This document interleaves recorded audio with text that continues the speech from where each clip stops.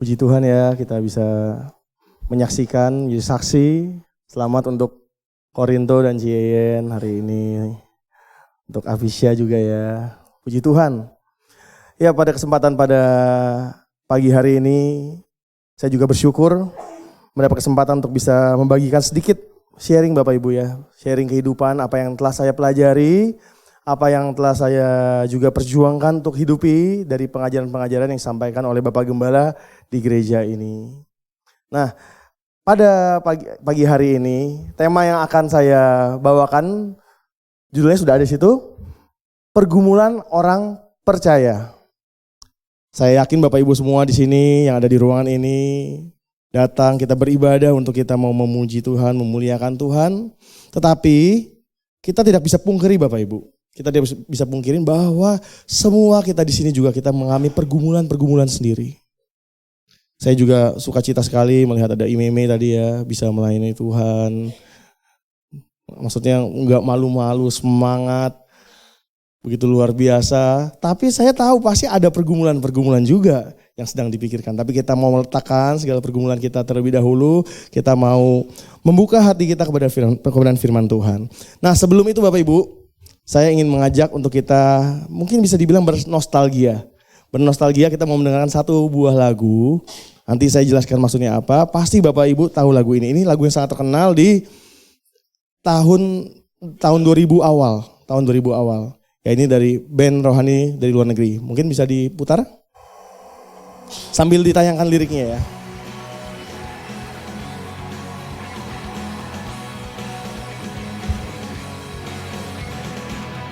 You know that I love you. You know that I want to know you so much more than I had before. These words are from my heart. These words are not made up. I will live for you. I am devoted to you. King of majesty, I have one desire, just to be with you, my Lord. Just to be with you, my Lord. Jesus, you are the Savior of my soul.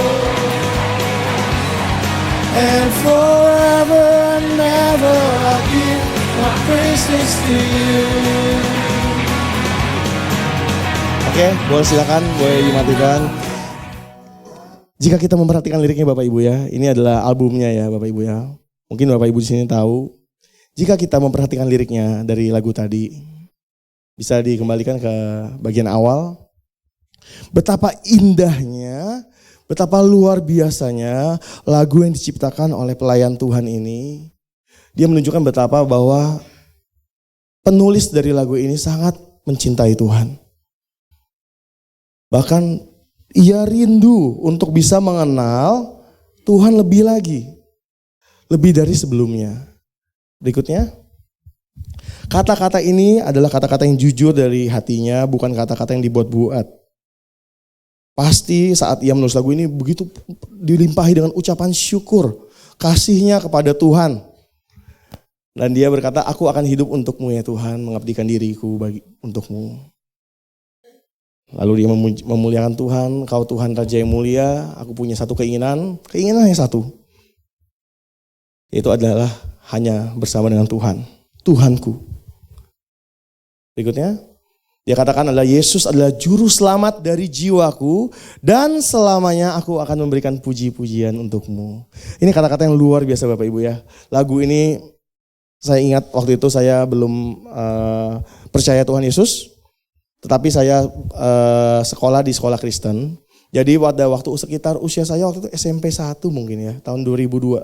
Tahun 2002 saya masih SMP 1, kelas pertama, saya ikut retret dan wah lagu ini bagus sekali ya. Maksudnya untuk anak muda waktu saat itu ya, pasti di sini juga Bapak Ibu masih muda-muda semua pada waktu itu ya. Itu 17 tahun lalu. Itu saya kok bagus juga ya, jadi terngiang-ngiang gitu, terngiang-ngiang lagu ini begitu luar biasa. liriknya juga luar biasa. Itu dinyanyikan oleh ini penulis lagunya Marty Sampson. Dia adalah seorang penulis lagu dan juga sekaligus penyanyi dari lagu ini. Jadi kita bisa melihat hubungan yang luar biasa dari penyanyi. Nah, tapi Bapak Ibu, ada sedikit kabar yang kurang mengenakan. Kabar ya yang kita bisa membuat kita sedikit sedikit tergerak gitu loh. Maksudnya, ya saya juga merasakan kesedihan sih. Bahwa penulis lagu ini, lagu yang luar biasa indah ini, pelayan Tuhan yang lagunya memberkati jutaan orang di dunia, jutaan orang Kristen di dunia. Pada tanggal 12 Agustus 2019 lalu, ia mengumumkan bahwa ia telah kehilangan imannya di dalam Kristus. Penulis lagu tadi Bapak Ibu, orang yang sama. Dan beberapa lagu-lagu lainnya yang saya nggak mungkin putarkan semua.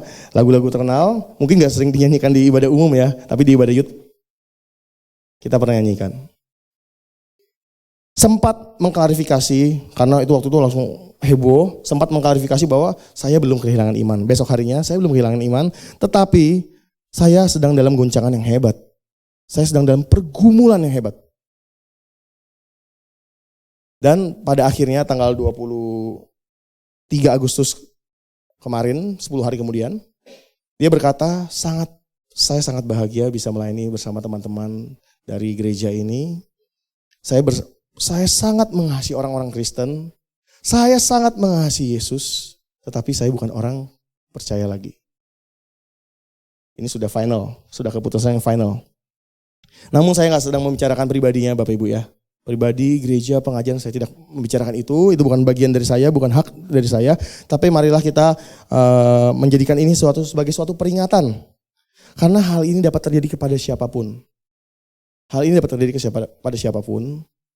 Mungkin Bapak Ibu pernah mengalami goncangan-goncangan pergumulan seperti ini. Saya pun juga pernah mengalami bahwa sekalipun mereka atau kita adalah pelayan-pelayan Tuhan, hamba-hamba Tuhan, kita sadari atau tidak sadari ini sangat mungkin terjadi. Perjalanan iman saya mungkin di sini bisa dikatakan saya baru mengikut Tuhan ya kurang lebih sama seperti usia gereja ini ya. Jadi SBC mulai 2010 awal saya ke gereja, ya waktu itu gereja-gereja aja sih, cuma ikut-ikut aja. Itu tahu sekitar Agustus atau September. Saya ingat Natal pertama saya datang di gereja ini. Ya saya hanya baru sekitar 9 tahun atau 10 tahun menjadi orang percaya. Mungkin dibandingkan saya bercanda sama anak-anak ya kadang-kadang ya. Mungkin sama kamu lebih lama Kristennya karena dari kecil kan seperti tadi ya. Jadi Abisha ya dari kecil kan sudah diserahkan ikut didikan orang tuanya menjadi Kristen. Nah, kalau saya sama sekali nggak mengenal itu. Jadi mungkin adik-adik di mana saya bisa membagikan hidup bersama-sama mungkin lebih Kristen gitu loh. Lebih secara agama, secara durasi lebih Kristen. Nah itu tapi saya sering bilang seperti itu. Nah hal yang positif yang dapat kita ambil, saya juga belajar Bapak Ibu. Melalui renungan-renungan Bapak Gembala, bagaimana kita harus bisa sebagai orang percaya mengambil hal positif dari kejadian apapun. Karena kejadian-kejadian seperti ini, ada orang-orang Kristen seperti ini heboh sekali kasusnya Bapak Ibu. Sangat heboh. Dan seminggu sebelumnya ada seorang pastor namanya Harris, itu juga dia meninggalkan imannya. Ini sangat heboh sekali. Tetapi saya belajar di tempat ini, kita melihat respon pertama kita adalah, kita coba ambil yang positif. Ambil yang positif dari Marty Sampson tadi adalah, beliau berani untuk mengakui bahwa ia sedang dalam goncangan hebat, dan ia sudah tidak lagi memiliki hubungan secara pribadi dengan Tuhan. Bisa dikatakan mulai kehilangan imannya, goyah imannya. Karena sampai sekarang pun ia masih mengasihi orang-orang Kristen, masih mengasihi mungkin ada anak-anak rohaninya, ada keluarganya. Ketimbang dia menyembunyikan imannya yang sudah mulai hilang. Sama seperti misalkan saya memimpin pujian ataupun berbicara pada pagi hari di tempat ini, saya sudah tidak punya hubungan pribadi dengan Tuhan. Saya sudah tidak pernah berdoa, saya sudah tidak pernah baca firman, tapi saya masih berdiri di sini seolah-olah saya orang yang sangat dekat dengan Tuhan. Jadi itu saya mengambil apresiasi kepada beliau. Dia berani bahwa agar mungkin dalam pikirannya agar anak-anak ataupun jutaan orang percaya di dunia ini yang mengidolakan dia juga tidak terkena dampak berlarut-larut. Itu saya juga hargai, tapi ya kita semua menyayangkan ya Bapak Ibu ya, kita pasti menyayangkan, kita pasti merindukan, kita juga pasti berharap bahwa jangan sampai penulis lagu yang memberkati kita itu menjadi murtad. Karena saya percaya sebelum ia meninggal, sebelum akhir nafasnya, Ia masih punya kesempatan kembali bersama-sama dengan kita dan kita tidak perlu menghakimi orang-orang yang pernah goyah imannya sekalipun. Saat ini saya mendapat kesempatan di tempat ini untuk berbagi perjalanan iman saya juga membagikan secara hari ini bahwa perjalanan iman saya sampai hari ini dari dulu duduk sebagai jemaat, pelayanan kecil-kecilan, mulai dipercayakan Tuhan untuk mulai dapat sebagai menjadi kakak bagi anak-anak, juga dapat membagikan sharing firman di tempat ini. Itu juga saya katakan bahwa perjalanan iman saya juga gak pernah mulus Bapak Ibu. Gak pernah mulus lempeng, kayak waduh kok hebat ya bisa begini bisa begitu. Enggak sama sekali Bapak Ibu, enggak sama sekali. Banyak sekali pergumulan dalam hidup saya yang sama seperti dialami oleh Marty Sampson itu.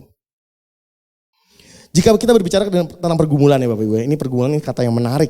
Pergumulan ini kata yang paling sering dipakai oleh orang-orang percaya untuk menunjukkan bahwa saya adalah orang Kristen, identitas saya adalah orang Kristen, tetapi sebenarnya kata ini adalah kata ganti sebuah masalah atau ujian. Nah jadi kalau misalkan lagi kenapa mukamu kok cemberut gitu sih ke gereja, kok tepuk tangannya lemes, kok gak mau tepuk tangan, kok kayak berat sekali. Ya nih aku lagi dalam pergumulan berat, ya itu bisa dibilang aku lagi dalam masalah berat nih. Aku dalam masalah yang belum ada jalan keluarnya. Tapi saya juga belajar, saya mengerti bahwa ternyata pergumulan ini tidak bisa diucapkan sembarangan. Kalau kita menghadapi masalah Bapak Ibu ya, kita mencari jalan keluar. Gimana ya untuk supaya aku besok bisa makan? Gimana ya supaya anakku bisa sekolah di sekolah internasional yang bagus, supaya masa depannya baik? Gimana ya supaya usahaku sukses? Itu merupakan satu pergumulan.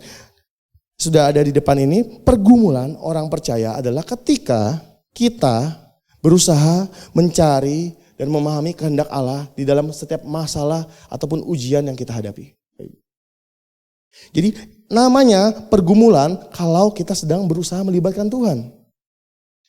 Kita nggak bisa pungkiri bahwa ada keinginan, saya punya keinginan pasti Bapak Ibu ya. Misalkan saya menghadapi suatu masalah, aduh aku maunya beres aja, aku maunya cepat selesai deh masalah ini. Aku maunya secara segera beres, aku maunya sukses aja, aku maunya jangan ada masalah lah kalau bisa. Saya punya keinginan, Tuhan juga punya keinginan. Tuhan mampu melihat apa yang saya nggak bisa lihat. Menurut Tuhan, saya harus melewati masalah ini dulu, baru diuji. Saya harus diproses seperti ini baru diuji. Nah ini kan ada dua keinginan Bapak Ibu. Ada dua keinginan dan dua keinginan yang sedang digesekkan, sedang dilebur menjadi satu, itulah pergumulan kita. Jadi kalau kita gak melibatkan Tuhan di dalam setiap apa yang kita hadapi, itu bukan pergumulan Bapak Ibu. Itu namanya kita memakai kekuatan kita sendiri. Apalagi juga kalau kita mengandalkan manusia, Alkitab mengecam. Kalau kita terlalu berharap sama manusia, kita terlalu berharap sama keadaan, itu kita juga sedang tidak mengalami pergumulan Bapak Ibu. Itu kita sedang mencari pertolongan dari orang-orang, dari pribadi-pribadi yang terbatas. Nah, pergumulan itu juga bisa diartikan Bapak Ibu ya, misalkan bertarung dengan Tuhan. Pergumulan itu juga bertarung dengan Tuhan seperti Yakub. Yakub dikatakan pernah bertarung dan bergulat dengan sosok pria yang dideskripsikan sebagai Allah ataupun malaikat. Semalam-malaman. Sampai akhirnya Yakub juga tetap melawan, digambarkan Yakub itu kuat sekali. Tetap kekeh. Melawan malaikat kok bisa sih? Hebat. Siapa Yakub itu? Padahal sebelumnya hidupnya suka menipu Yakub. Kenapa orang-orang yang suka menipu, gemar menipu, suka mencari keuntungan, kenapa bisa tahan melawan malaikat Tuhan? Itu karena ia keras. Ia keras. Saya keras. Saat bergumul dengan Tuhan, saya keras Bapak Ibu. Sampai akhirnya di satu keadaan ini, ya waduh kamu keras sekali ya kata Tuhan. Ya udahlah, dipukul. Yakub dipukul sendi pangkal pahanya dipukul lalu terpelecok, terkilir. Kalau sekarang bisa refleksi ya Bapak Ibu ya, bisa pijat. Nah, sampai itulah akhirnya dia terjatuh dan dia selesai bergumul dengan Allah. Pergumulan Yakub hanya satu malam. Pergumulan Bapak Ibu semua di sini, pergumulan saya, ada pergumulan saya yang bisa berbulan-bulan, bertahun-tahun belum selesai. Saya belum bisa menerima jawabannya. Karena saya belum mau menyingkirkan, mengesampingkan ego saya. Saya masih mau ngotot, gak bisa Tuhan saya yang benar, dia salah. Aku yang benar, ini salah. Sampai kapanpun kita akan terus akan terus berada dalam pergumulan-pergumulan terus. Nah, setidaknya Bapak Ibu, itu hanya intro saja. Setidaknya ada dua pergumulan orang percaya yang ingin saya sharingkan pada pagi hari ini. Tentunya banyak sekali pergumulan orang-orang percaya, tapi hanya dua saja yang mewakili dan apa yang betul-betul saya alami pergumulan sampai hari ini. Yang pertama adalah ketika kenyataan tidak sesuai dengan harapan. Ya Bapak Ibu, pasti siapa di sini angkat tangan Bapak Ibu, siapa di sini yang seluruh harapannya, seluruh rencananya, seluruh cita-citanya pasti tergenapi. Pasti menjadi kenyataan. Pengen jadi A, jadi A. Pengen seperti ini, terjadi. Saya yakin pasti nggak ada yang mengangkat tangan Bapak Ibu. Karena pasti tidak ada manusia yang bisa seperti ini. Kita semua pasti pernah mengalami ini. Contohnya Bapak Ibu ya, keberhasilan. Kita menginginkan keberhasilan. Tetapi yang kita jumpai malah kegagalan. Saya dulu juga pernah kuliah. Pindah-pindah tempat kuliah Bapak Ibu ya, pindah-pindah tempat kuliah. Saya kuliah, anak-anak kuliah, adik-adik kuliah juga untuk menjadi orang yang berhasil. Menjadi orang yang bisa dipakai di dalam lapangan kerja, dipakai di bangsa ini. Tetapi banyak sekali kegagalan-kegagalan terjadi. Kemarin saya menonton satu iklan, Bapak Ibu ya, iklan sangat bagus. Iklannya sangat bagus karena mengajarkan kepada seorang anak, kamu bukan masalah berhasil atau gagalnya. Tetapi masalah prosesnya, karena anak ini bunuh diri. Anak ini bunuh diri karena mencoba bunuh diri karena dia gagal masuk ke dalam universitas yang dia inginkan. Tetapi sini kita bisa belajar Bapak Ibu ya. Kenapa? Karena masih banyak sekali kegagalan-kegagalan dalam hidup kita. Ini baru tingkat sekolah, belum nanti pekerjaan, belum mencari pasangan hidup, belum lagi yang lain-lain Bapak Ibu. Ini yang pertama. Yang kedua adalah contohnya, ya saat kita menginginkan satu pujian, ya pasti dari pasangan kita, dari bos kita, atasan kita pengen pujian, tapi yang kita dapat kritik, masukan. Iya kita kritik membangun, tapi kan pasti kita juga memerlukan maksudnya pengenlah kita mendapatkan apresiasi, pengenlah kita mendapatkan pujian. Ya hal-hal ini kan nggak sesuai dengan harapan kita Bapak Ibu. Sering sekali ini terjadi. Ketiga misalkan kita ya pengennya kalau kerja pasti berkembang, promosi ya Bapak Ibu ya, promosi berkenyang, tapi malah dipecat. Ternyata kantor sedang melakukan perampingan. Banyak sekali hal-hal yang terjadi yang seperti ini. Ya ini contoh ya Bapak Ibu ya, contoh. Di sini semua pernah muda ya, biasa laki-laki. Dulu pernah saya mendekati satu orang wanita, kan kita SMS-an zaman dulu, SMS-an, terus kita, ini belum sampai sini, kita SMS-an, kita deket, responnya bagus ya. Responnya kalau saya tanya apa dijawab, ditanya balik gitu ya. Kan kadang-kadang ada kan ya, kalau laki-laki ini mendekati wanita kayak dingin gitu loh. Kalau dingin udah malas ya. Pasti Ko Heri pernah mengalami sama kayak saya nih. Akong juga nih pasti pernah mengalami. Lagi nanya, lagi apa? Ada deh. Terus udah makan belum? Ya udah malas ya kayak gitu ya. Udahlah, udah males lah. Nah, tapi ini ada respon yang bagus banget. Responnya bagus. Ayo kita mau ketemu, kita ini pergi segala macam. Oke, bagus responnya. Udah pede aja kita Bapak Ibu ya. Zaman dulu kita udah pede aja. Lah, tiba-tiba mengejutkan, kok bisanya tiba-tiba pacarannya jadiannya dengan sahabat saya sendiri ya. Itu kan luar biasa ya. Ya sejak itulah pertengkaran terjadi, sejak itulah permusuhan terjadi, kebencian terjadi. Banyak sekali sesuatu yang kita anggap kita akan gapai sudah sangat dekat, ternyata nggak kejadian Bapak Ibu. Ini banyak sekali dialami oleh orang percaya. Nah 2 minggu belakangan ini saya bersama Ristina kita melakukan praktek pelayanan di sebuah panti kejiwaan Bapak Ibu ya. Pasti kan kalau tergabung di grup SBC pasti ada melihat foto-fotonya ya. Jadi kita belajar melayani, ini luar biasa, ini pengalaman yang luar biasa karena nggak pernah terpikir seumur hidup saya akan melayani di tempat-tempat seperti ini. Tapi ya puji Tuhan memang bukan satu kebetulan dapat belajar tempat seperti ini. Nah di panti-panti kejiwaan itu banyak sekali orang-orang dan hampir semuanya adalah orang-orang yang tidak bisa menerima kenyataannya.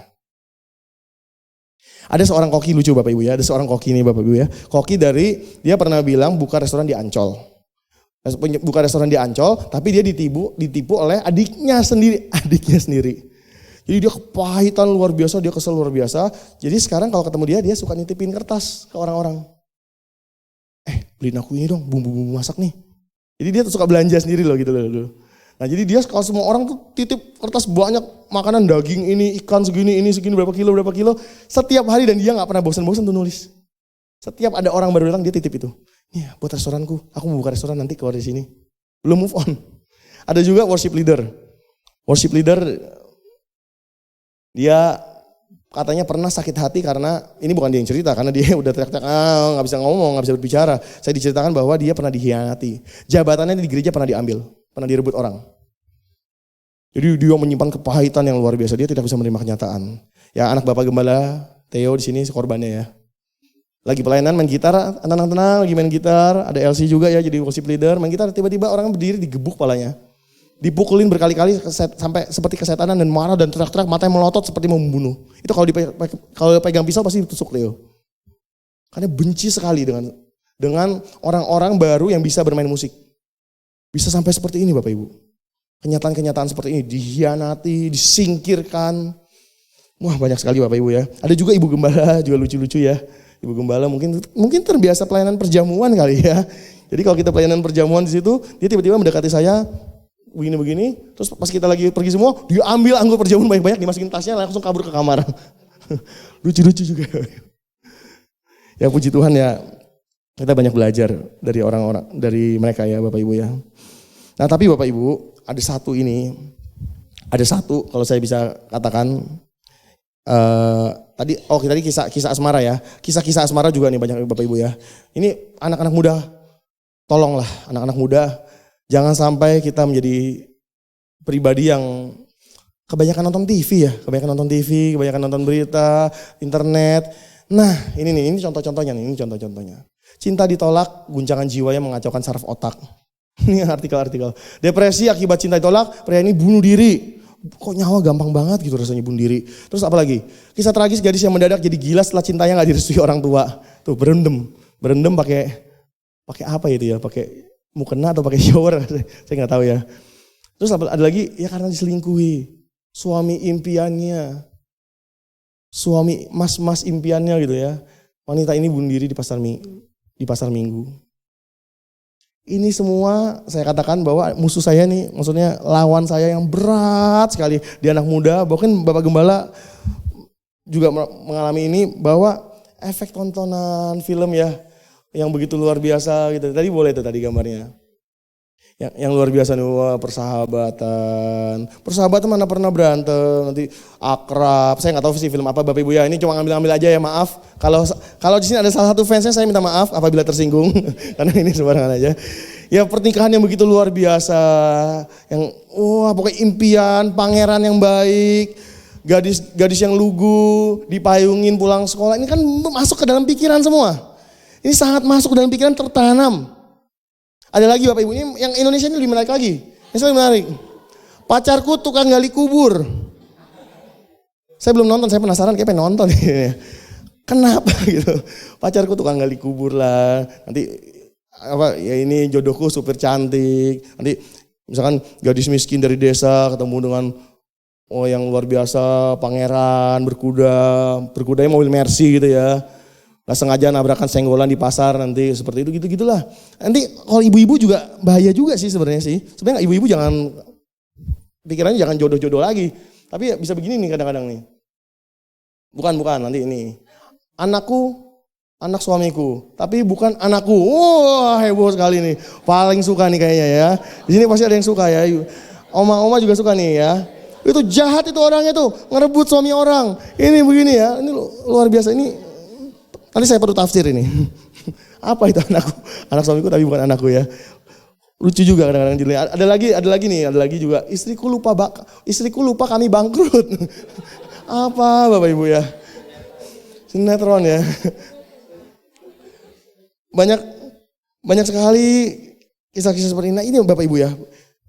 Percaya nggak percaya, saya juga bukan anti film, nggak mungkin lah saya anti film, bukan anti apa, tapi kayak gini, ini adalah kebenaran-kebenaran yang masuk ke kepala kita. Mengajarkan, mendidik anak-anak remaja bertahun-tahun, sampai sedikit mau baca Alkitab lah, tadi nggak mau baca Alkitab sama sekali, terus sedikit mau mulai pelayanan lah, tapi nonton beginian di rumah, berubah. Nah ini juga nih, ini anak-anak zaman sekarang nih, webtoon nih. Ini berbahaya juga nih sebenarnya nih. Ini boleh tolong diawasi ya orang tua ya. Ini konten dewasa nggak disaring, nggak difilter. Ini boleh juga, ini tentang princess nanti ketemu pangeran lah, nanti kisah cinta orang dewasa kantoran lah. Ini bahaya juga ini seperti ini nih. Jadi apa yang diajarkan seolah-olah berat sekali ya. Ini musuh utama saya ini seperti ini. Bisa berubah mindsetnya. Nah, tapi Bapak Ibu ya, di balik semua kekecewaan tersebut ada kekecewaan yang paling besar yang bisa kita rasakan juga ya. Kekecewaan murid-murid Kristus. Saat mereka memilih untuk meninggalkan rumahnya, meninggalkan keluarganya, mengikut Tuhan Yesus. Yang dianggap Mesias akan membebaskan bangsa Israel dari tawanan, dari perbudakan dan mengembalikan kejayaan bangsa Israel. Tetapi nyatanya Tuhan Yesus mati di kayu salib.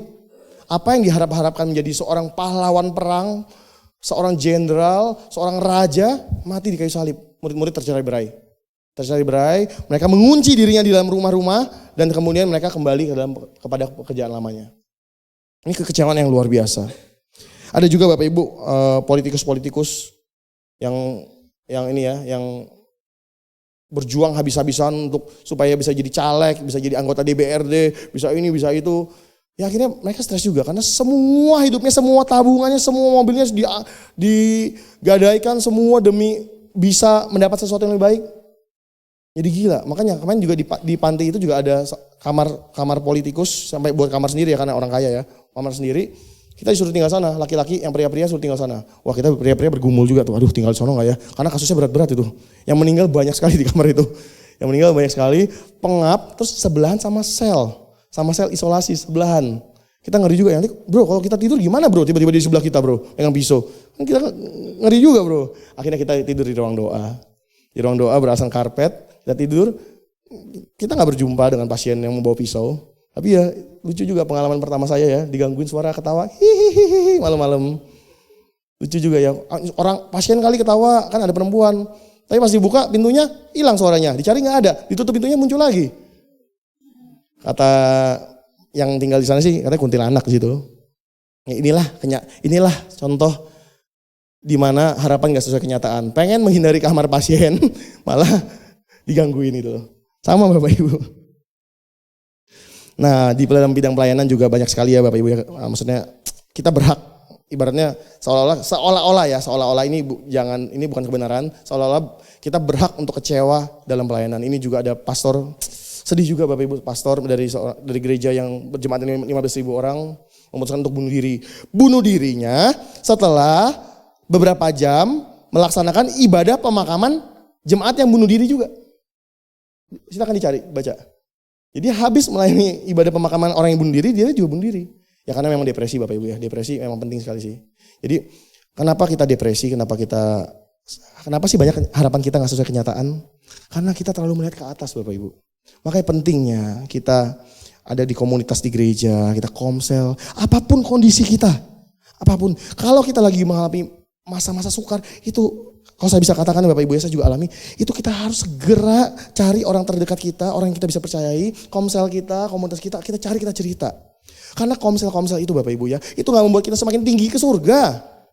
Komsel-komsel itu membuat kita semakin turun ke bumi, menapak ke bumi Bapak Ibu. Karena kita masih melihat, banyak orang-orang yang mengalami kesusahan, banyak orang-orang mengalami pergumulan. Kita juga mengalami pergumulan, jadi pergumulan kita gak terasa berat. Kalau kita gak bisa ikut komunitas, semua kita hanya ke atas Bapak Ibu. Kita hanya melihat diri kita ke atas. Orang sukses, orang-orang yang kita kenal, aku mau seperti dia. Kita gak kenal sama orang tersebut. Orang-orang kaya sekalipun punya pergumulan yang luar biasa. Nah, kita juga yang saya mau sharingkan adalah respon yang benar. Jadi sekalipun masalah-masalah, misalkan di gereja ya Bapak Ibu, di gereja kita berjuang untuk bisa ikut pelayanan, kunjungan, kita mengorbankan anak istri kita di rumah atau suami dan anak di rumah, tetapi di gereja tidak dihargai. Kalau telat dikit, kamu kok telat sih, padahal kita udah mati-matian berjuang. Ya ini sedikit curhat lah, tapi bukan curhat Bapak Ibu ya. Bukan curhat sih, tapi ya kalau dianggap curhat gak apa-apa lah. Ini maksudnya pergumulan-pergumulan terjadi juga. Bahkan keadaannya membingungkan seperti ini. Misalkan saya bersama dengan anak-anak muda di tempat ini. Kadang-kadang kalau kita pergi bareng-bareng, ada satu yang memang mungkin kita pikir ada ujian, ada tugas-tugas, dia cerita, kita gak ajak. Nanti, kok aku gak diajak sih? Kok anakku gak diajak sih? Ini pergumulan, ini benar-benar Bapak Ibu. Kok gak diajak sih? Tapi nanti kalau kita ajak, kok pergi mulu sih? Keluar-keluar mulu sih? Lah jadi kita harus bagaimana Bapak Ibu? Saya juga gak tahu ya. Ini biarkan ini menjadi pergumulan saya. Biarkan saya nikmati Bapak Ibu ya. Ya banyak sekali ya kasus-kasus lainnya di mana pelayanan tidak dihargai, tidak dianggap. Nah, kita belajar dari respon dari Nabi Habakuk. Nabi Habakuk ini berkata, sekalipun pohon ara tidak berbunga, pohon ara itu adalah pohon yang pasti berbunga. Jadi apa ya? Ada buah yang nggak pakai musiman, buah yang selalu bertumbuh. Tapi dia bilang, sekalipun buah yang sering bertumbuh pun nggak bertumbuh, pohon anggur tidak berbuah, hasil pohon zaitun mengecewakan, sekalipun ladang-ladang tidak menghasilkan bahan makanan, kambing domba terhalau dari kurungan dan tidak ada lembu sapi dalam kandang, namun aku akan bersorak-sorak di dalam Tuhan, beria-ria di dalam Allah yang menyelamatkan aku. Allah Tuhanku itu kekuatanku, ia membuat kakiku seperti kaki rusa, ia membiarkan aku berjejak di bukit-bukitku. Jadi respon dari Habakuk ini luar biasa Bapak Ibu. Saat itu negerinya sedang dijajah. Bangsanya sedang disiksa, mengalami aniaya. Dia berdoa kepada Tuhan, Tuhan kenapa engkau biarkan orang-orang fasik ini menyiksa bangsaku? Tuhan tolong jawab doaku. Ternyata dia belajar, dia gak mendapati itu. Sama seperti kita doa pagi Bapak Ibu. Kalau kita berdoa di rumah ataupun doa pagi bersama, kita mendoakan bangsa Indonesia ini. Menjadi bangsa yang aman, bangsa yang tentram, berkati kepala negara. Kami ingin damai sejahtera di bangsa ini terjadi, menjadi berkat bagi bangsa-bangsa lain. Nyatanya apa nyatanya? Nyatanya bangsa ini masih kisruh aja. Selalu ada berita setiap hari. Ini serang sana, serang sini. Intoleransi juga berkurang di negara ini. Terus ada teror-teror. Aduh Bapak Ibu. Jadi bisakah kita berdoa kepada Tuhan, tapi sekalipun jawabannya itu berbeda dan berlawanan dengan kita, respon Habakuk adalah tetap bersorak-sorak, tetap bersyukur kepada Tuhan. Minggu-minggu ini Bapak Gembala juga memberikan renungan-renungan yang luar biasa, juga khotbah-khotbah yang luar biasa di hari Minggu. Untuk kita selalu bersyukur apapun keadaannya Bapak Ibu ya. Apapun keadaan kita selalu bersyukur. Memang gak mudah berbicara seperti ini. Si Agung ngomong begitu kan seperti gak ada masalah. Saya juga punya masalah pribadi, kita semua punya pergumulan pribadi Bapak Ibu. Memang berat sekali mulut ini mengucap syukur. Terima kasih Tuhan, itu berat sekali kalau kita lagi mengalami masalah. Lagi difitnah, kondisi ekonomi lagi buruk, lagi kena sakit penyakit, gak sembuh-sembuh. Susah Bapak Ibu, mulut ini seperti tawar, hati ini seperti tawar. Aku ini ngapain yang ngomong begini ya, aku tuh gak bersyukur. Rasul Paulus dan Silas saat di penjara menunjukkan juga salah satu respon yang luar biasa Bapak Ibu ya. Ia tetap bersyukur walaupun sekalipun ia masuk penjara. Karena dianggap merugikan kota di waktu itu. Dia mengajarkan ajaran baru yang membuat banyak kota gunjang-gunjing. Dia tetap bersyukur sekalipun di penjara. Tetapi bersyukur yang kita lakukan ini Bapak Ibu, bukan kita sedang mengambil keuntungan dari Rasul Paulus dan Silas. Rasul Paulus dan Silas mengucap syukur karena ia tidak tahu bahwa ia akan keluar dari penjara atau tidak. Dia gak berharap keluar dari penjara, tapi dia mengucap syukur pada Tuhan. Jadi kita juga gak bisa Bapak Ibu, kita mengucap syukur pun di rumah, oh Tuhan aku bersyukur. Tapi dalam hati kita, supaya masalahku selesai, supaya masalahku gak ada. Jadi aku pura-pura bersyukur aja kepada Tuhan, pura-pura ngangkat pujian aja, pura-pura baca Alkitab aja. Supaya Tuhan bisa kali nanti keadaanku ditolong kayak Rasul Paulus. Gak bisa Bapak Ibu. Kita perlu ketulusan yang luar biasa, seperti Rasul Paulus. Kita sekalipun kita gak tahu, tadi Nabi Habakuk berbicara, sekalipun kita gak tahu apa yang di depan, tapi kita tetap bersyukur. Itu yang pertama Bapak Ibu, itu pergumulan yang pertama. Yang kedua,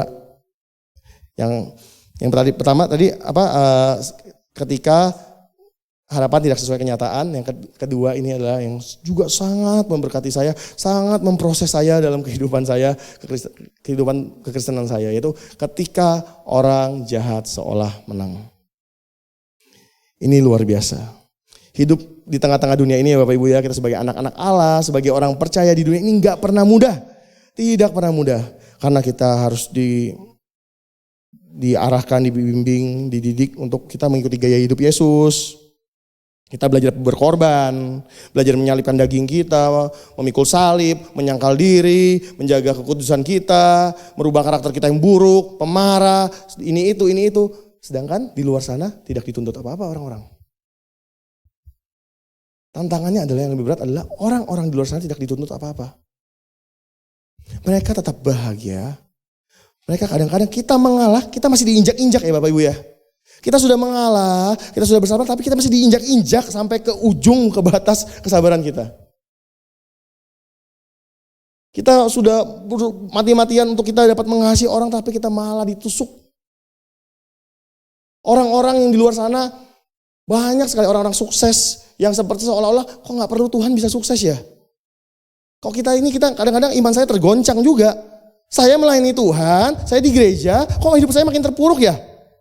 Saya berharap dapat dong penghargaan di gereja apa dari Tuhan atau dapat berkat dong dari Tuhan, tapi saya malah gak dapat berkat dari Tuhan. Saya makin terpuruk, saya kehilangan pekerjaan, saya kehilangan teman-teman saya. Lalu kenapa saya memilih jadi orang percaya kalau seperti ini Bapak Ibu? Ini pertanyaan-pertanyaan yang suka saya tanyakan sebelum saya belajar banyak di tempat ini. Buat apa? Kan juga lucu Bapak Ibu ya. Nah, ketika saya mengalami ini, saya belajar waktu itu, saya mengalami ini, ada satu kisah di Alkitab yang sangat menguatkan saya. Ini sangat indah Bapak Ibu, sangat indah sekali. Saya juga sambil menyiapkan ini, saya juga berdoa kepada Tuhan, bagaimana bisa menyampaikan kebenaran ini, kebenaran yang indah bagi saya, tetapi bagaimana juga saya bisa membahasakan ini agar bisa dimengerti. Yaitu dari kehidupan seorang Asaf. Asaf adalah pemazmur, adalah keturunan suku Lewi. Suku Lewi yaitu suku yang dikhususkan untuk melayani di bait-bait Allah, yang dihidupi oleh suku-suku lainnya. Asaf ini adalah dipilih menjadi ketua pemimpin musik di Istana Daud. Ya di sini siapa? Mas Iwan ya. Di sini Mas Iwan nih, pemimpin musik Mas Iwan nih. Ini Asaf kita ini Mas Iwan. Iwan Asafwan, enggak ada bercanda.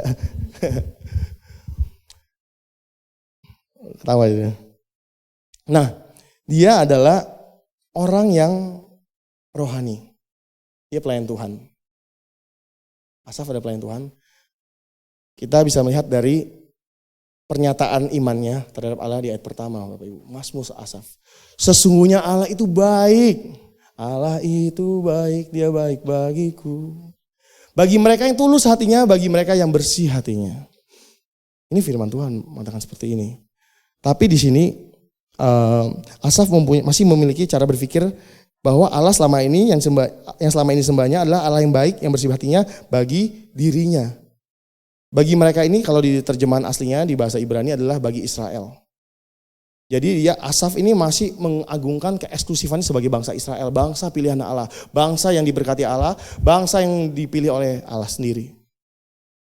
Jadi tampaknya kalau kita lihat ayat berikutnya, Asaf belum mampu melihat kenyataan bahwa Allah juga bisa baik. Seolah-olah Allah juga baik kepada orang-orang yang tidak mengenal Allah, kepada orang-orang yang tidak menyembah Allah. Di sini ia tergoncang. Tetapi aku sedikit lagi maka kakiku terpeleset, nyaris aku tergelincir. Ini nyaris murtad. Asaf nyaris menyangkal pernyataan imannya bahwa Allah itu baik. Karena baginya Allah itu baik bagiku saja. Allah gak boleh baik buat mereka. Allah gak boleh baik buat orang-orang yang menjahati aku. Allah gak boleh baik buat orang-orang yang kenal Tuhan dong. Inilah cara berpikir Asaf yang belum berubah. Nah di ayat ketiga juga Asaf memberitahukan penyebabnya. Kenapa dia seperti itu? Karena simpel aja Bapak Ibu. Ini terjadi dimanapun nih. Terjadi dimanapun. Salah satu 7 dosa yang Bapak Gembala bahas juga di beberapa minggu lalu adalah cemburu. Asaf cemburu. Ia adalah seorang yang memiliki kerohanian yang baik, namun ia cemburu dan iri hati kepada orang-orang fasik. Ia tidak terima dapat melihat kehidupan orang yang dianggapnya tidak bersih hatinya memiliki hidup yang lebih baik daripadanya. Saya mengerti betul Bapak Ibu apa yang dipergumulkan oleh Asaf ini. Saya mengerti betul. Bapak Ibu juga, mungkin teman-teman sini juga tahu ya, mungkin dulu saya juga, maksudnya ya baru mengenal Kristus. Sebelumnya saya hidup di jalanan itu bahasanya. Bahasanya di jalanan bukan di pinggir jalan Bapak Ibu. Maksudnya saya hidup di dunia ini. Bukan di dunia yang ini, tetapi di dunia yang itu Bapak Ibu. Di dunia sebelah situ. Di dunia sebelah situ tuh, bukan dunia ini, saya memiliki banyak kesempatan. Sangat memiliki banyak kesempatan. Dulu saya punya pergaulan, koneksi yang begitu luas, sangat luas. Ya dulu kan kita biasalah orang-orang buta kebenaran itu. Apa-apa, oh polisi, oh kita punya kenalan polisi. Mau jenderal siapa, jenderal ini kita punya kenalan. Sangat punya kenalan kita kok, kita gak takut sama siapapun. Saya juga dulu gitu. Gak takut sama orang ini, ngapain gak takut. Kalau orang tabrak orang ini, ayo kita ngadu deh. Saya punya power di luar sana. Terus saya juga punya kesempatan, dulu saya di dunia perfilman Bapak Ibu ya, di dunia perfilman. Jadi saya juga sekarang masih membangun masih berinteraksi, masih punya grup lah, grup WA-nya kadang-kadang teman-teman saya iri dengan teman-teman saya. Mereka sukses luar biasa sampai hari ini. Ada yang film Gundala itu ya di bioskop ya Bapak Ibu ya. Gundala itu teman saya juga. Kita sering chat. Saya ajak juga nonton ya waktu itu ya film teman saya ya. Semua film-film terkenal. Bahkan banyak sekali dan mereka sukses luar biasa, glamor hidupnya. Ngapain minggu harus ibadah, harus waktu bersama ini, mereka kemana-mana. Ada acara ke sini, ke Singapura, pulang pergi segala macam. Itu glamor sekali Bapak Ibu hidupnya, seperti itu. Dan orang-orang yang saya pekerjakan waktu itu, waktu saya membuat satu film, saya pekerjakan waktu itu ya sebagai editornya, yang atur-atur adegannya, terus yang cuma buat soundman gitu loh, pegangin tiang sound gitu-gitu doang. Mereka sekarang buat film sendiri. Ya saya juga, karena saya masih di dunia ini, oh ya puji Tuhan ya. Tapi kadang-kadang kalau di rumah, kok bisa gitu ya? Kok bisa hebat ya? Berarti aku ini bodoh ya? Apa aku ini ngapain melayani Tuhan full-fullan begini ya? Ngapain melayani Tuhan buat persiapan firman? Ngapain ikut komsel? Aku punya banyak kesempatan buat sukses. Ya kadang-kadang berpikir bodoh juga.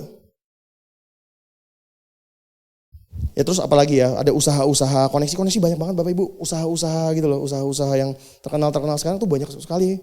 Sama kayak Akong ya, Akong koneksi banyak juga nih Bapak Ibu, kalau ada apa-apa cari Akong aja, segala macam ada. Ya, begitu banyak kesempatan Bapak Ibu ya. Saya juga iri, saya katakan iri. Bahwa kok teman-teman saya sekarang yang dulu biasa-biasa aja, hidupnya juga biasa-biasa aja, sederhana-sederhananya sekarang wah luar biasa ya. Menjadi sales di mana? Sales di BSD itu apa? Sinarmas ya. Sales di Sinarmas, wah orang mobilnya Ferrari.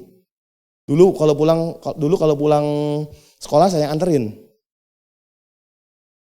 Kok bisa begitu ya? Saya juga kadang-kadang ini baru dari segi harta Bapak Ibu, dari segi harta ya. Banyak lagi contoh-contohnya Bapak Ibu ya. Contoh-contohnya banyak lagi nih seperti ini Bapak Ibu. Kita bisa lihat dulu dari contoh-contoh yang Asaf iri kan. Mereka sehat dan gemuk. Orang-orang ini walaupun fasik mereka sehat dan gemuk. Makanannya enak-enak, badannya sehat. Gemuk-gemuk. Waduh, gemuk di sini sensitif ya. Di sini sensitif. Kita memperjuangkan hak-hak orang gemuk di sini ya. Percayalah bahwa pelayan-pelayan Tuhan sini yang mungkin badannya dibilang gemuk, bersabar saudara-saudaraku. Kalau kita bukan melayani Tuhan sini mungkin beratnya udah 3 kali lipat. Tapi ini sudah yang terbaik. Ini sudah usaha yang terbaik apa yang dilakukan oleh saudara-saudara kita sini. Nah kemudian setelah itu ya sehat dan gemuk, tidak kena tulah. Kok ini orang gak pernah sakit-sakit sih? Kayak penjahat-penjahat di film, saya kadang suka bercanda ya. Penjahat di film kok gak pernah sakit ya? Terus susah gitu kalahnya. Gak pernah susah, kayak berhasil terus. Nah terus berikutnya apa? Congkak, sombong, aduh udah kaya, sombong, gak kenal Tuhan. Kita direndahkan, orang Kristen. Saya dikatain apa Bapak Ibu? Saya dikatain bodoh dan goblok sama teman saya. Ngapain ke gereja kayak gitu? Ih bodoh dan goblok. Saya mendapat sekali banyak cemoohan seperti itu. Ngapain sih? Agama diurusin lu, mau ngapain? Dan mereka menggunakan cara-cara kekerasan. Nah ini juga suka sangkaan, wah begini-begini pendeta itu mah begini, gereja itu mah begini, manfaatin lu doang gereja. Mau dimanfaatin gereja? Emang digaji? Mana bisa kita hitung-hitungan kerja gak digaji? Gila katanya. Disindir-sindir, tinggi hati, ini nih barang-barang nih, maksudnya ini loh kalau gak usah gereja. Apalagi, ya mereka seperti melawan Tuhan ya, melawan langit, membual di bumi. Mereka gak takut akan Tuhan. Terus terakhir terjerat ayat 12 ya, ayat 11-12. Nah ini mereka berkata, emang Tuhan itu tahu apa sih? Tuhan itu siapa katanya? Ini yang membuat Asaf naik pitam ini sebenarnya. Emang Tuhan itu siapa? Bisa apa? Tuhan itu tahu apa? Ya akhirnya harta bendanya banyak dan selalu senang, yaitu dia. Nah contoh-contoh lainnya Bapak Ibu ya, contoh-contoh lainnya juga. Mungkin anak-anak remaja di sini pernah mencontek. Kita sering buka-bukaan ya. Siapa sih yang mencontek? Jujur semua, dulu sih gak ada yang angkat tangan. Sekarang udah mulai terbuka, saya mencontek. Saya mencontek supaya, saya mencontek bukan apa-apa kok. Mencontek itu bukan karena gak belajar. Tapi saya mencontek karena kok orang itu nyontek gak ketahuan-ketahuan. Kalau dia mencontek kok nilainya bagus terus gitu. Buat apa saya belajar? Elsie kemarin cerita ya, Elsie ya. Ada temannya ahli mencontek ya. Ahli mencontek gak pernah ketahuan tuh, katanya skillnya luar biasa katanya. Itu karunia dari Tuhan apa ya. Wah. Ya kadang-kadang keadaan memaksa kita. Ini contoh Bapak Ibu lagi. Ada di lampu merah depan SMS. Kan ada lampu merah penyeberangan yang baru ya. Depan SMS ya. Saya biasa mentaati lampu merah itu. Saya mentaati lampu merah itu kalau lagi waras Bapak Ibu. Mentaati lampu merah itu saya nggak pernah melanggar. Tapi sekali saya melanggar adalah ketika saya punya kepentingan. Entah itu mau pelayanan sekalipun, mau ke gereja, mau bertemu dengan teman-teman saya. Pada waktu itu akhirnya saya membenarkan diri, mengkompromikan diri saya dengan alasan, orang di belakang udah klakson nih, saya jalan aja deh. Padahal orang yang itu baru lewat, tapi saya biasanya enggak. Tetapi saya juga seringkali perlu Bapak Ibu, maksudnya tergoda, iri dengan orang-orang yang bisa jalan-jalan aja, apalagi udah macet ya, maksudnya aduh ini udah buru-buru nih janjian udah segini, nggak enak telat. Ya itu kompromi yang maksa. Misalkan lagi iri terhadap orang-orang yang bayar pajak ya. Kita percaya di sini kita diajarkan untuk taat kepada pemerintah Bapak Ibu ya, membayar pajak. Kalau kita sudah pendapatan kena pajak, kita sudah ada pendapatan yang kena pajak, ya kita bayarkan pajak Bapak Ibu. Bapak Gembala sudah mengajarkan di dalam renungan. Enak nggak bayar pajak? Nggak enak. Udah uang kecil, gaji kecil, pendapatan kecil, bayar pajak lagi ya. Yang gede-gede pendapatan nggak bayar pajak tuh, santai-santai aja. Bayar pajak itu juga pengorbanan kita, ketaatan kita Bapak Ibu. Ada juga kasus-kasusnya orang yang makannya nggak dijaga, apa aja makan tapi sehat-sehat aja loh. Di sini oma-oma, opa-opa yang ke gereja berdoa menyembah Tuhan, komsel kena penyakit, jantung, kanker, jaga hidupnya, olahraga. Kok nggak adil sih Tuhan? Tuhan kenapa nggak adil ya? Orang ngerokok, yang ngerokok potensinya malah perokok pasif, yang ngerokok aktif sehat-sehat aja, petantang-petenteng. Sekarang cukai rokok dinaikkan 23% katanya ya, harusnya 70% sekalian. biar mengalihkan buat biaya BPJS aja tuh harusnya. Ya orang-orang seperti ini sehat Bapak Ibu. Sedangkan hamba-hamba Tuhan masuk rumah sakit, opnam, kecapean melayani. Kadang-kadang kemarin diinfokan oleh Bro Diki ya, ada salah satu hamba Tuhan yang kita kenal, seorang WL, worship leader, terduduk di kursi roda. Orangnya sangat baik, kita juga mengenal, pernah jadi pembicara di tempat ini, terduduk di kursi roda. Kenapa dia yang terduduk di kursi roda? Kenapa nggak orang-orang yang clubbing, orang-orang yang pesta-pesta, orang-orang yang pakai narkoba, kenapa nggak mereka yang duduk di kursi roda? Kadang-kadang pertanyaan itu muncul Bapak Ibu di dalam diri ini. Ya misalkan saat reuni, pamer keberhasilan ya, apalagi ajang reuni ya pamer keberhasilan ya. Iyalah gue sekarang begini-begini, kadang-kadang iri itu ada. Terus kalau menolong orang, saya pernah menolong orang, bahkan ia menjadi lebih sukses bisa dikatakan. Saya menolong orang waktu itu jumlahnya juga untuk kapasitas saya sangat besar, dia menjadi lebih sukses. Setelah sukses, hubungan menjadi dingin, gak kenal lagi. Saya juga gak tahu sih apa maksudnya. Tapi menolong orang aja, kita meminjamkan duit kepada orang, meminjamkan waktu, tenaga, pikiran, ide kita. Orang itu sukses lalu kita dianggap sampah, kita dibiarkan begitu saja, kita gak dianggap seperti apa-apa, bahkan menjauh dari kita, mungkin kita dianggap saingan. Dulu kita bukan saingan. Dulu teman curhat, tapi setelah sukses kita dianggap saingan. Kita belum lagi seringkali meminjamkan uang ke orang, terus orang itu pergi gak bertanggung jawab begitu aja, terus kita, aduh kok gini ya. Terus orang itu hidup menikmati uang kita, misalkan membawa kabur uang kita, berapa kali Bapak Ibu kita selalu banyak kena tipu seperti ini Bapak Ibu ya. Bapak Gembala juga sering kena tipu nih begini, bukan karena gak ada Roh Kudus, bukan karena hati seorang gembala sangat-sangat sensitif melihat orang-orang yang kesusahan. Lalu kita menjadi pahit. Lalu kita menjadi tidak terima. Orang-orang itu bisa, kita gak bisa Bapak Ibu. Ada 3 pergumulan. Ini pergumulan yang perlu kita lakukan agar kita menjadi seperti Asaf. Kita bisa tercelik mata kita seperti Asaf. Ada 3 pergumulan Asaf. Cara Asaf bergumul ada 3 Bapak Ibu. Yang pertama adalah tetap menjalin persekutuan pribadi dengan Allah. Hal ini kita dapat teladani, sekalipun ia kecewa, sekalipun Asaf nyaris murtad, tapi Asaf tidak pernah meninggalkan persekutuan dengan Allah. Itu hal yang harus kita pelajari Bapak Ibu. Sekalipun kita bangkrut, sekalipun kita kena sakit penyakit mematikan, sekalipun kita dihianati oleh orang-orang yang kita kasihi, Bapak Ibu, mari kita bersama-sama jangan pernah sekalipun meninggalkan Tuhan. Persekutuan dengan Tuhan Bapak Ibu. Apa yang Rasul Paulus sampaikan juga, yaitu di Ibrani 12 ayat 15. Jagalah supaya jangan ada seorang pun menjauhkan diri dari kasih karunia Allah. Agar jangan tumbuh akar yang pahit yang menimbulkan kerusuhan dan mencemarkan banyak orang. Kalau kita Bapak Ibu ya, kita mengalami masalah sulit, hal yang gak seperti jalan buntu, tapi kita memutuskan untuk kita mengurangi jam kita berdoa. Kita memutuskan untuk kita gak mau lagi ke gereja, kita gak mau pelayanan, kita mundur. Kita lagi gak mau lagi berkomunitas Bapak Ibu. Percayalah itu akar pahit yang akan timbul. Itu akar pahit. Dan akar pahit itu bisa mematikan sekali. Nah, Asaf menjalani pergumulan dengan baik. Ia tidak menjauhkan dirinya dari persekutuan dengan Allah, sehingga dia diberikan penglihatan oleh Tuhan. Ia mampu melihat di ayat, mungkin bisa dibuka sebelumnya, di ayat sebelumnya. Ya, tetapi ketika aku berasuk untuk mengetahuinya, hal itu menjadi kesulitan di mataku, sampai aku masuk ke tempat kudus Allah dan memperhatikan kesudahan mereka. Kesudahan orang-orang ini, orang-orang yang tidak pernah melibatkan Allah dalam hidupnya, yang sekarang tampak sukses, tampak sehat, tampak ada di atas kita, kita di bawah, kita diinjak-injak. Orang-orang ini hanya sementara Bapak Ibu. Ini Asaf mampu melihat ini karena ia tidak menjadi pahit. Kalau Asaf keburu pahit, gak bisa dia menyadari ini. Asaf gak bisa mengucap syukur. Yang kedua, Asaf berserah total dan terus mengandalkan Tuhan. Di saat kita berserah penuh, saya juga mencoba ini, coba berserah penuh kepada Tuhan.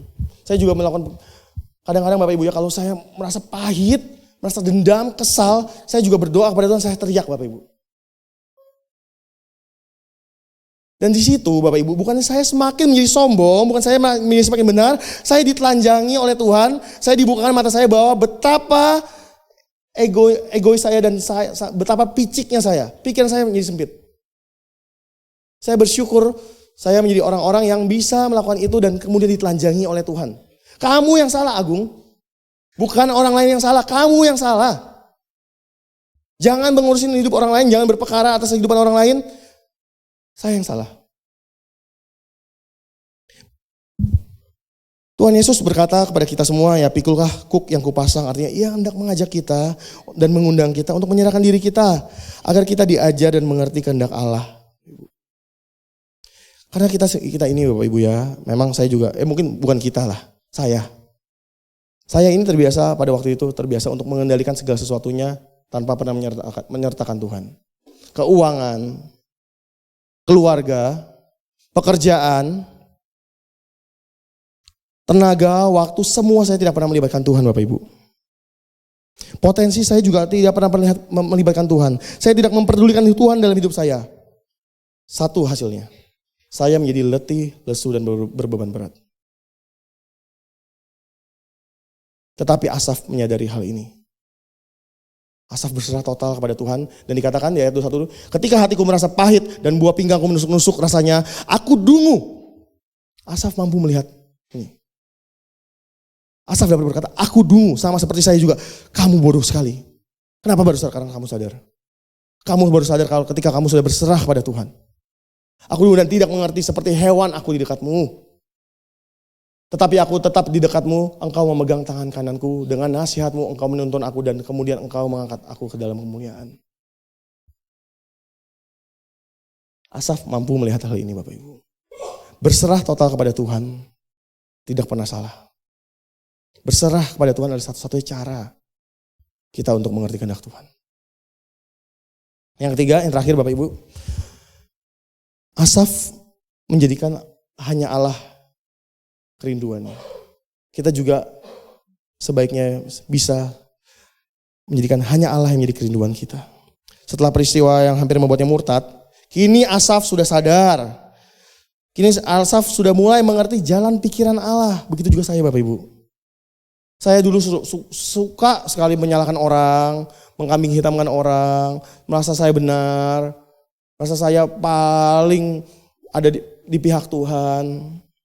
Tapi sekarang konsep saya sudah mulai mengerti, oh ini pikiran Allah seperti ini. Asaf kembali menata ulang keyakinannya yang hampir pudar.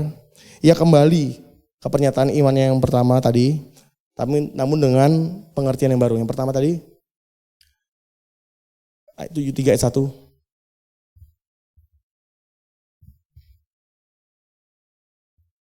Di atas. Allah itu baik. Itu pernyataan Asaf.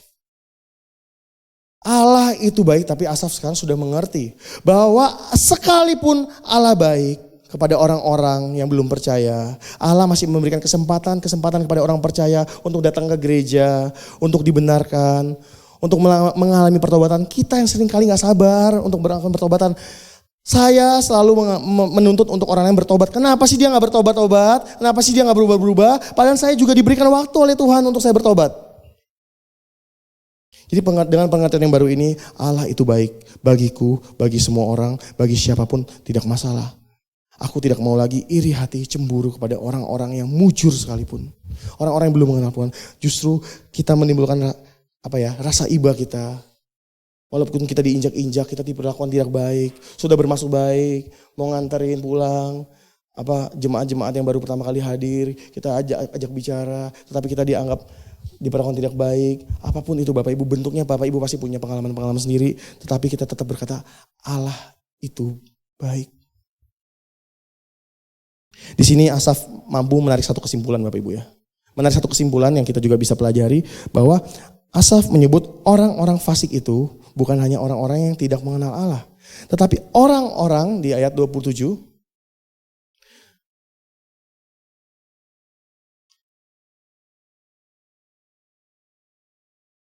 Siapa yang jauh, orang-orang yang jauh dari Allah adalah orang-orang fasik itu sendiri Bapak Ibu. Jadi orang-orang fasik bukan lagi orang-orang kafir yang menyembah berhala, yang berbeda kepercayaan kepada kita. Tetapi orang-orang yang tidak pernah melibatkan Allah dalam setiap pergumulannya. Itu adalah orang-orang fasik menurut Asaf. Dan bagi Asaf sendiri, keakraban, persekutuan dengan Allah adalah satu-satunya jalan, satu-satunya cara yang baik bagi diri dia, bagi dirinya dan bagi kita semua di tempat ini Bapak Ibu. Jadi Bapak Ibu, saya mengerti semua, kita semua di sini adalah orang-orang terluka. Kita adalah orang-orang yang kecewa.